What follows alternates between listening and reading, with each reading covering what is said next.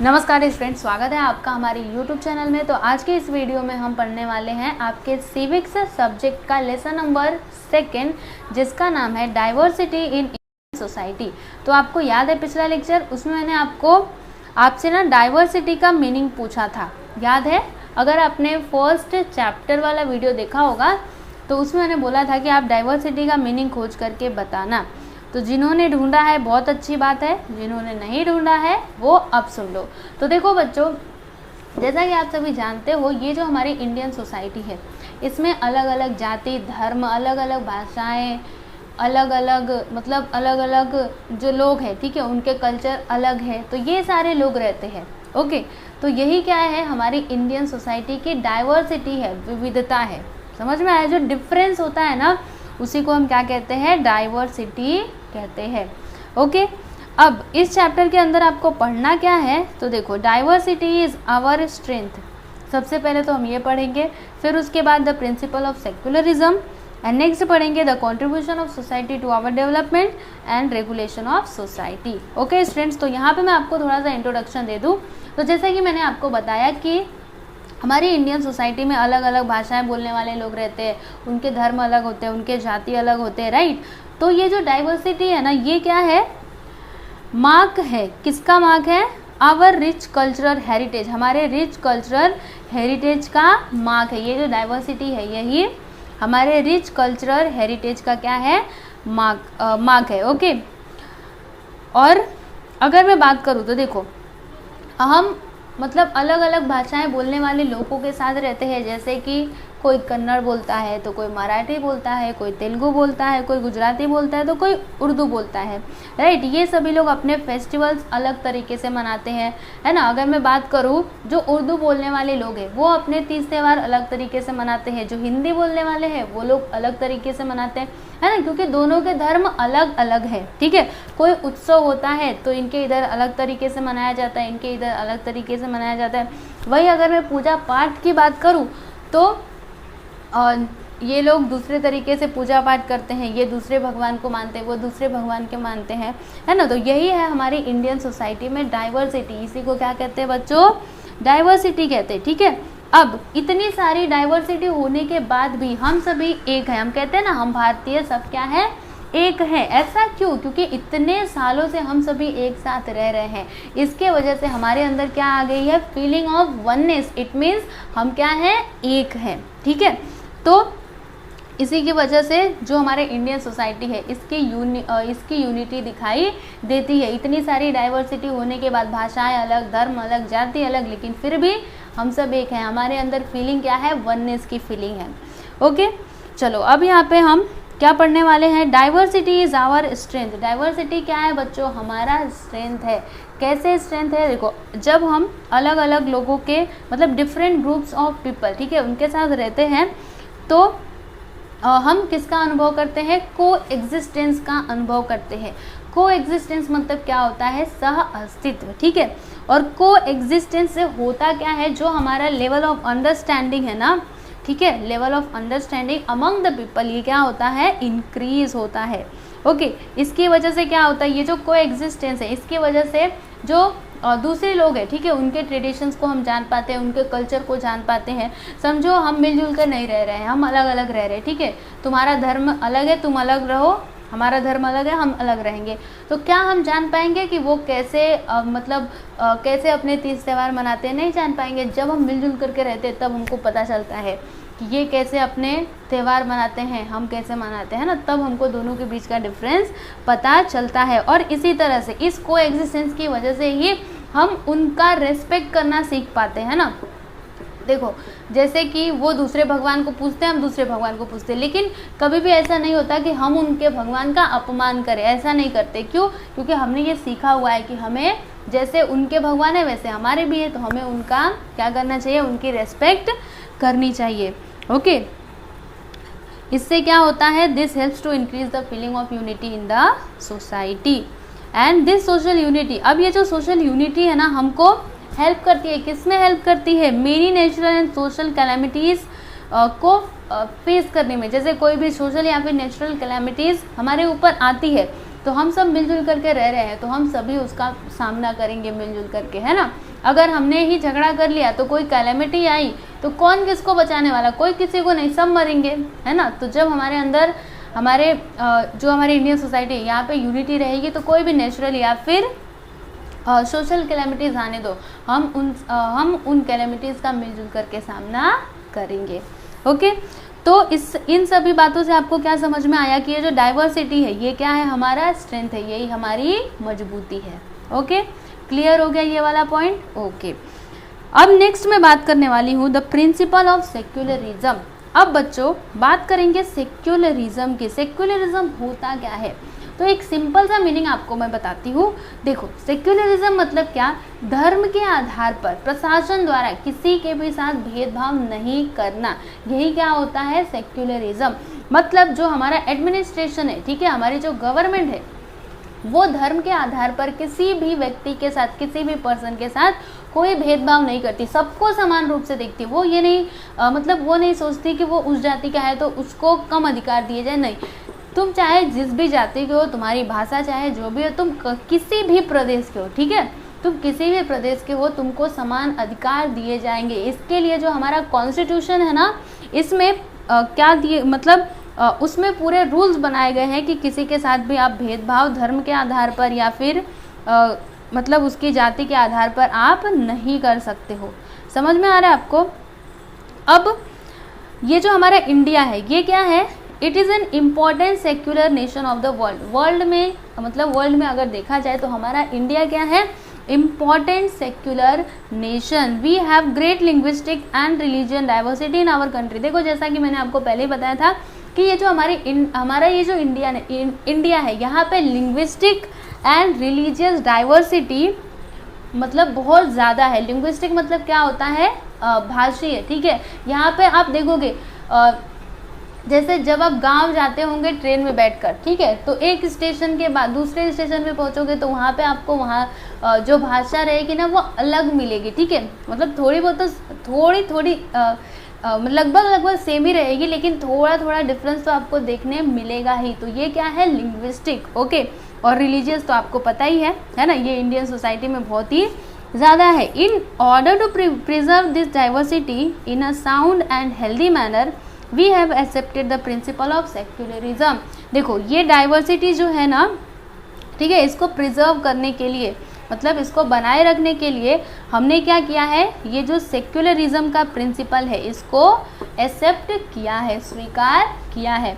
अब इस प्रिंसिपल के अकॉर्डिंग क्या क्या हो सकता है, देखो, no religion is recognised as the religion of our country. मतलब कोई भी धर्म हमारे देश का धर्म नहीं होगा। समझ में आया। कोई भी एक पर्टिकुलर कोई रिलीजन है तो वो हमारे देश का, हमारी कंट्री का रिलीजन नहीं होना चाहिए।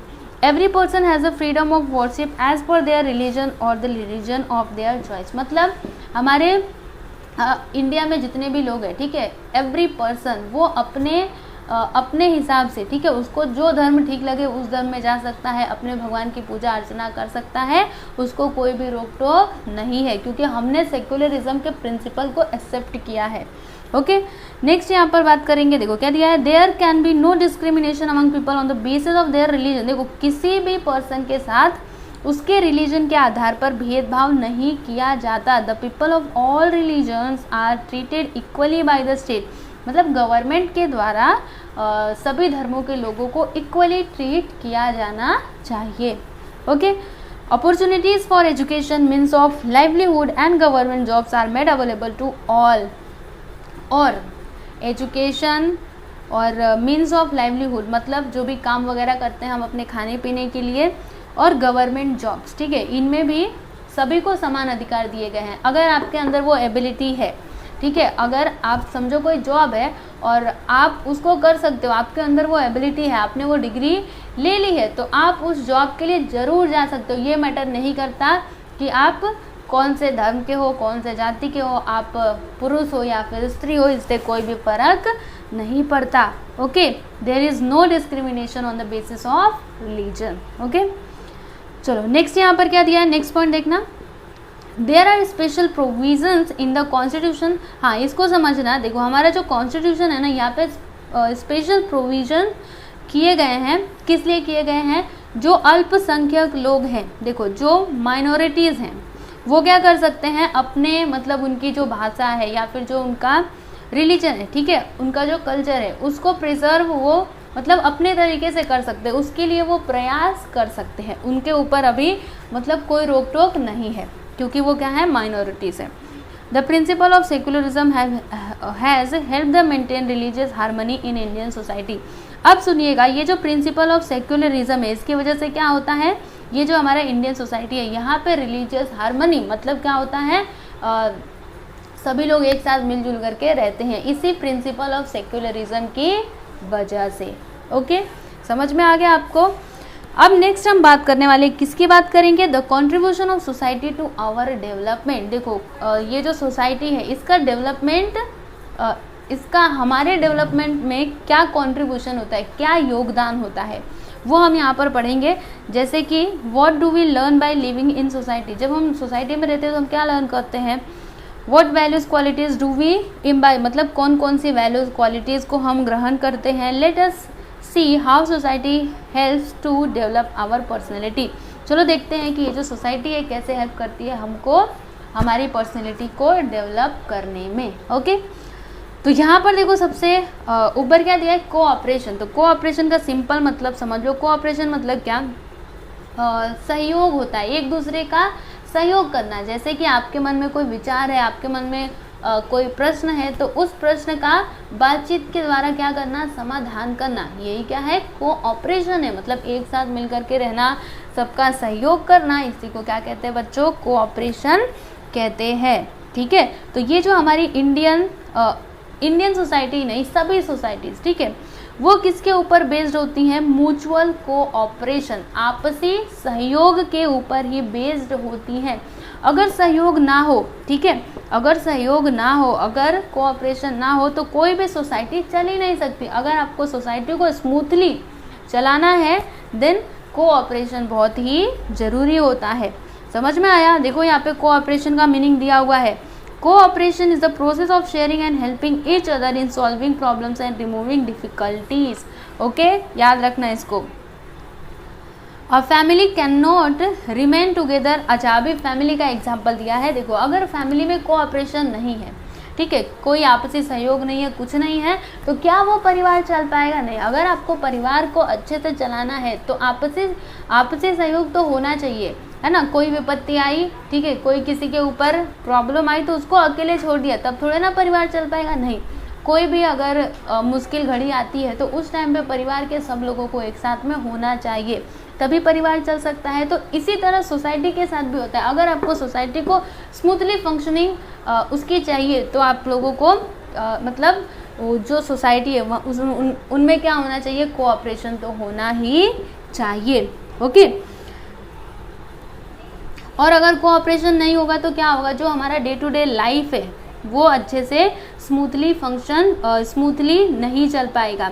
Okay, cooperation makes interdependence in society healthier and allow inclusion of everybody in the society.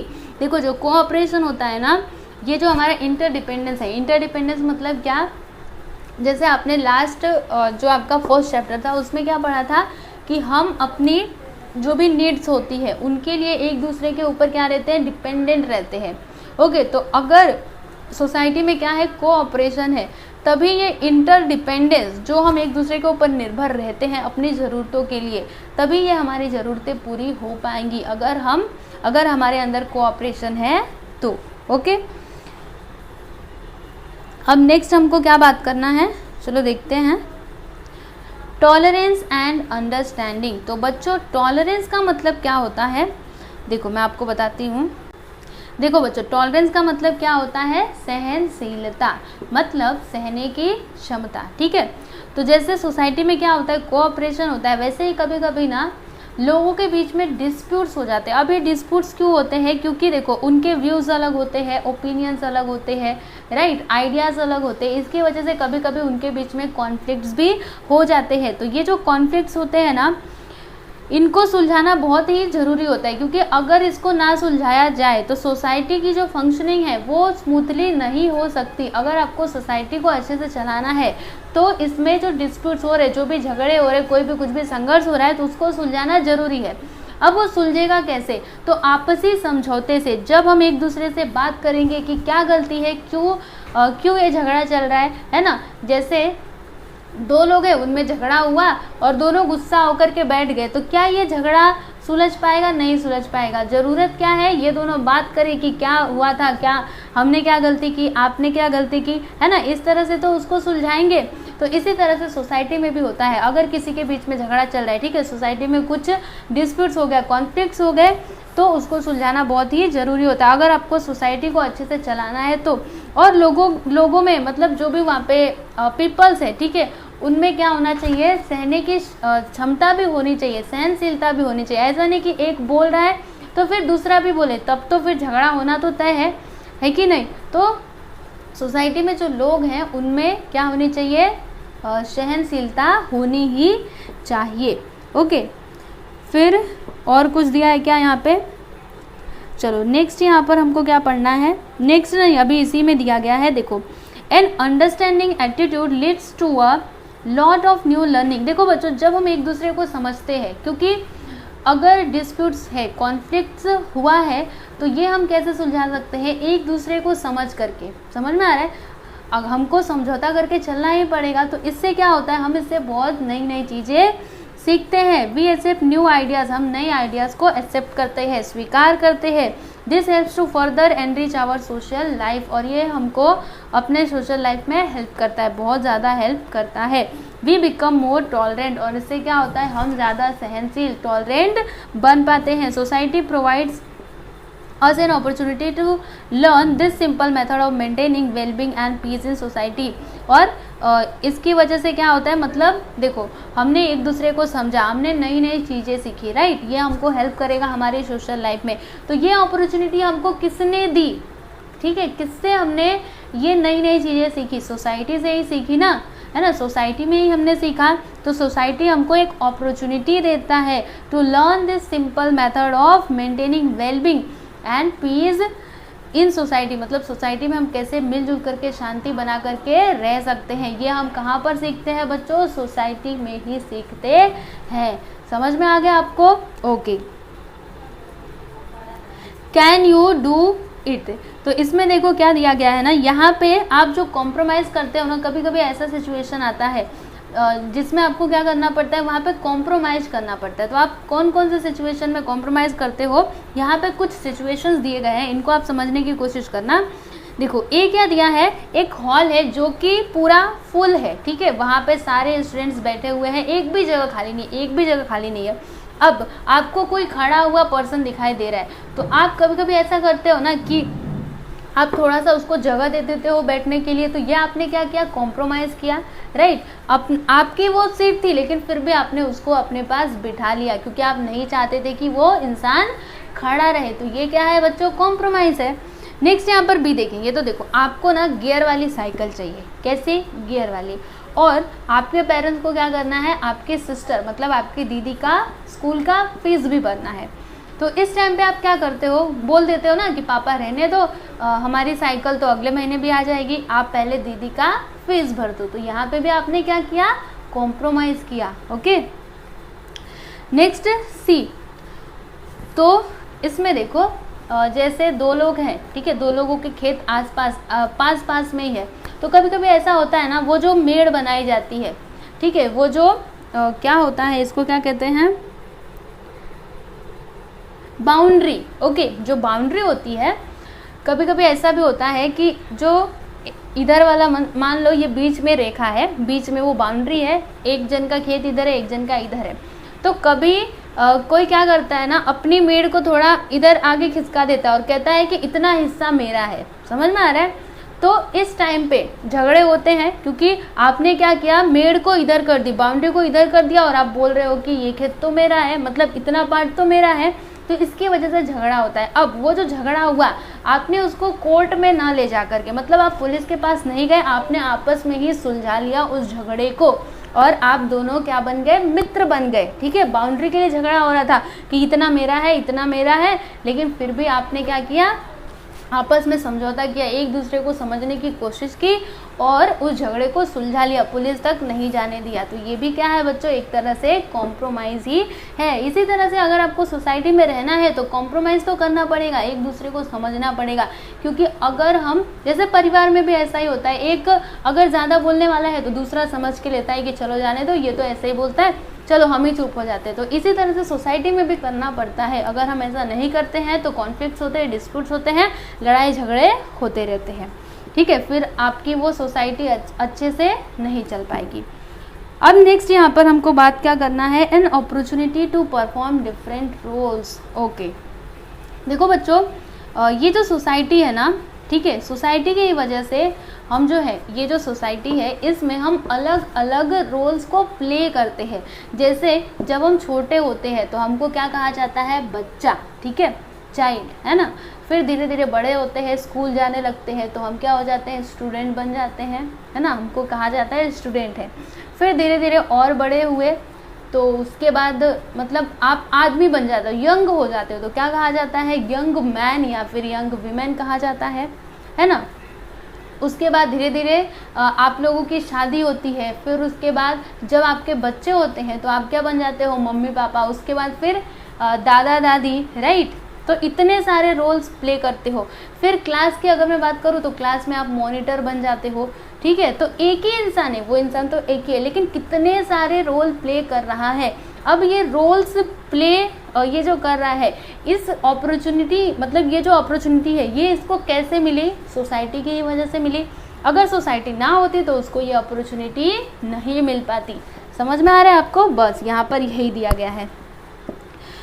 अब ये जो रोल्स जब हम प्ले करते हैं तो हमारे कुछ रिस्पॉन्सिबिलिटी भी होती है। जैसे कि हम स्टूडेंट हैं, जैसे क्लास का मॉनिटर ले लो, ठीक है, उसको मॉनिटर हमने बना दिया, ठीक है, अभी वो मॉनिटर का रोल प्ले करेगा, लेकिन उसकी रिस्पॉन्सिबिलिटी होती है ना कि उसको क्या करना है, बच्चों को शांत रखना है। अगर टीचर क्लास में नहीं है तो उनको सब कुछ मेंटेन करके रखना है। वैसे ही कोई भी आप रोल प्ले कर रहे हो तो वहाँ पे कुछ रिस्पॉन्सिबिलिटीज़ होती है, कुछ आपके कर्तव्य होते हैं, राइट। और ये जो मैंने अलग अलग रोल्स बताए, ये टाइम टू टाइम चेंज भी होते रहते हैं। जैसे आप छोटे थे तो स्टूडेंट थे, बड़े हुए तो दादा बन गए, दादी बन गए, फिर क्लास में मॉनिटर बन गए, है ना। तो आपके रोल्स चेंज हुए कि नहीं हुए ना। देखो यहाँ पे दिया गया है, ये जो डायग्राम दिया गया है इसकी हेल्प से समझने की कोशिश करना। देखो बीच में आप हो, फिर देखो आप कौन कौन से रोल्स प्ले करते हो, ध्यान से देखते जाओ। Member of friends children society, फिर क्लीननेस एम्बेसडर, फिर स्पोर्ट्स पर्सन, फिर class representative, members of your friend circle. तो ये सारे रोल्स आपके दिए गए हैं। कभी आप स्टूडेंट होते हो, son daughter of your parents, कभी आप अपने मम्मी पापा के क्या होते हो, बच्चे होते हो, फिर grand son grand daughter of your grand parents, right. इसी तरह से यहाँ पर दिया गया है।